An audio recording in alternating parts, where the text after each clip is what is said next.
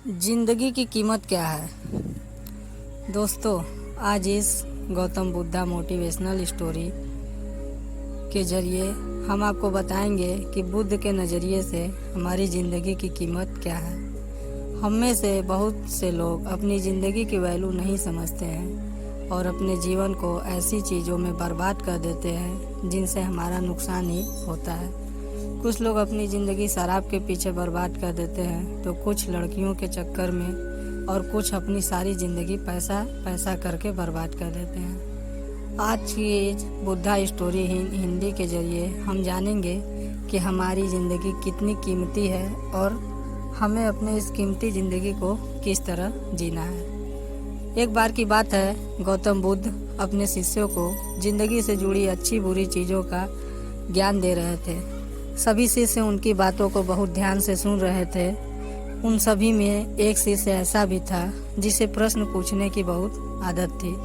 वो उठकर खड़ा हुआ और गौतम बुद्ध के पास गया। उनसे बोला, आप हमें ज़िंदगी के बारे में जो कुछ सिखा रहे हैं उन सब का क्या फ़ायदा, क्योंकि हम में से बहुत सारे शिष्यों को ये भी नहीं पता कि हमारे जीवन का मूल्य क्या है और यह जीवन हमारे लिए कितना कीमती है। पहले आप हमें ये बताइए कि इस जीवन का मूल्य क्या है। अपने शिष्य के बातें सुनकर गौतम बुद्ध अपने कक्ष में गए और एक चमकता हुआ पत्थर का टुकड़ा लेकर आए। वो टुकड़ा उन्होंने अपने शिष्य को दिया और बोले, मैं तुम्हें इस जीवन का मूल्य तब बताऊंगा जब तुम इस पत्थर का सही मूल्य पता लगाकर आओगे। साथ ही ये भी ध्यान रखना कि तुम्हें ये पत्थर का टुकड़ा किसी को बेचना नहीं है। गौतम बुद्ध की बात मानकर वो शिष्य बाजार की तरफ चला गया। बाजार में सबसे पहले उसकी नज़र एक फल बेचने वाले पर पड़ी और उसने वो पत्थर उस फल वाले को दिखाया और बोला, इस पत्थर के बदले आप मुझे कितना फल दे सकते हो। फल वाला बोला, यह पत्थर कुछ खास तो नहीं है, लेकिन फिर भी इसके बदले मैं तुम्हें 10 केले दे सकता हूँ। वो शिष्य उस पत्थर को लेकर आगे चला गया। फिर उसने एक सब्जी वाला मिला।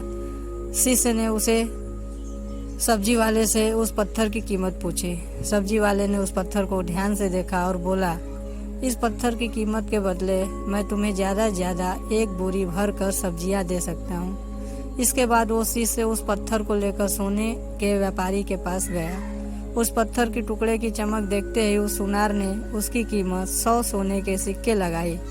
शिष्य ने वो टुकड़ा बेचने से मना किया तो वो सुनार उसके बदले 200 सोने के सिक्के देने को भी राजी हो गया, लेकिन शिष्य ने वो पत्थर नहीं बेचा। इसके बाद वो शिष्य एक हीरे के व्यापारी के पास गया और उनके सामने उसने वो पत्थर के टुकड़े को रख दिया। उस पत्थर को देखते ही हीरो के व्यापारी ने एक साफ कपड़ा बिछाया, उस पत्थर को उसके ऊपर रखा, फिर उसकी परिक्रमा की और हाथ जोड़कर उस पत्थर को कपड़े में लपेटते हुए वो बोला, तुम जिसे मामूली पत्थर समझकर उसकी कीमत पूछ रहे हो, असल में यह एक बेशकीमती रूबी है। ऐसा रूबी हर किसी को नहीं मिलता।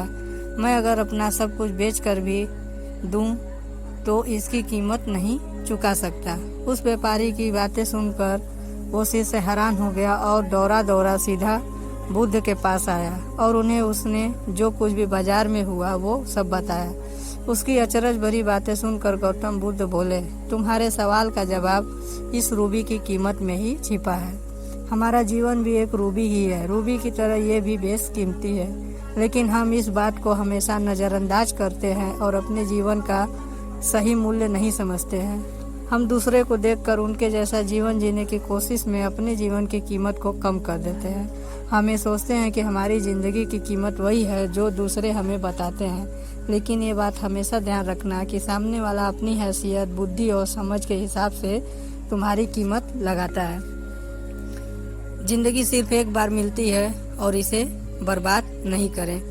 अपनी ज़िंदगी को उतना ही कीमती समझें जितना कीमती आप अपने बैंक में रखे रुपयों को समझते हैं। आज के समय में लोग अपनी ज़िंदगी से ज़्यादा कीमती प्यार, पैसे और दिखावे से भरी चीज़ों को समझते हैं। पैसों के चक्कर में ऐसा काम करने लग जाते हैं जिससे उनकी ज़िंदगी अत्यंत दुखदायी और नाम कमाने के चक्कर में उल्टे सीधे काम करने लग जाते हैं। हमेशा याद रखें कि दिखावा करना ज़रूरी नहीं है।